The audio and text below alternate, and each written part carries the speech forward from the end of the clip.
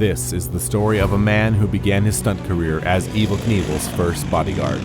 He heard the voice of Jesus Christ, departed from evil, and started the world's first full gospel stunt ministry that traveled the globe for over 50 years.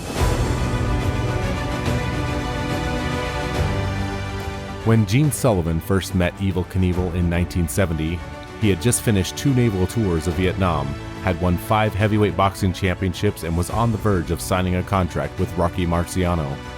Gene's father, famous sports writer Prescott Sullivan, was writing a feature on Evel Knievel and asked Gene to come along.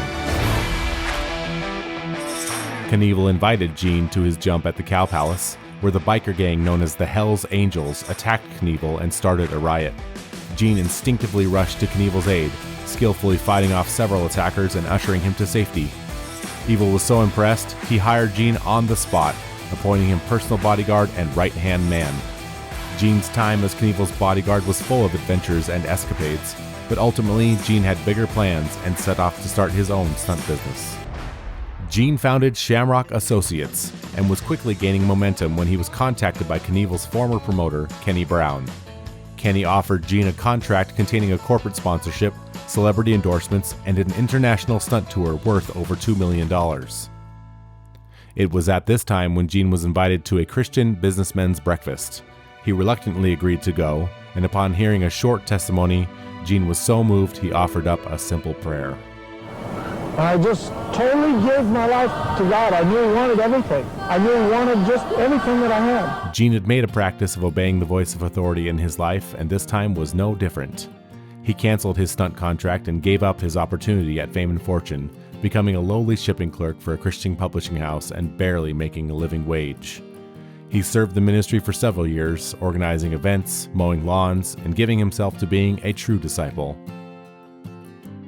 Out of the blue, the Spirit spoke to him again, giving him a vision and inspiration for a full gospel stunt ministry based around an act never before seen, jumping a motorcycle ramp to ramp through a burning wall of fire, showcasing Jesus' victory over the gates of hell.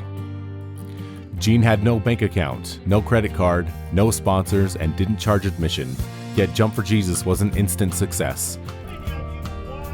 Traveling to schools, churches, prisons, county fairs, and stadiums across the country. Gene continued to follow the voice as the movement known as the Jesus Revolution swept the nation.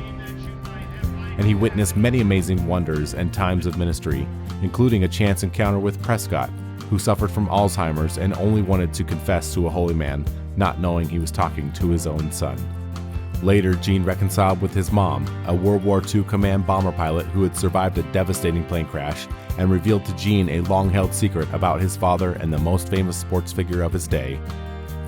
And he met Cece, a woman with a dark past and a heavy burden, and under miraculous circumstances, married her and took on fathering her 4 children. All of this heartfelt drama is set in the backdrop of the action-packed events of the motorcycle stunt ministry.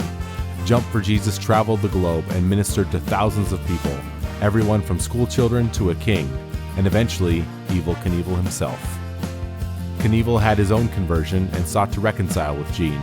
The last stunt show he attended before his death was a Jump for Jesus program, and he thanked Gene for his ministry and his personal friendship. He asked Gene to perform his funeral service and added the words, "Believe in Jesus Christ," to his tombstone. Perfect episode. Thank you for coming. Thank you for being happy. I love you. I love you too, buddy. Take care. Over to the board, and the board is now on fire. As you can see, the flames are leaping. Here he comes. One fly. He's going up the ramp. Through the air, through the board, and he is safe on the other side, throwing off a few bits of burning fiberboard. He appears to be safe and well. Gene Sullivan, a man who loves Jesus, a motorcycle stuntman, and now he's taking off his helmet, coming in front of the rear stand. I said a prayer that morning. I said, Lord, all that I am, all that I'll ever be, wherever I go, whatever I do, I put my life in your hands.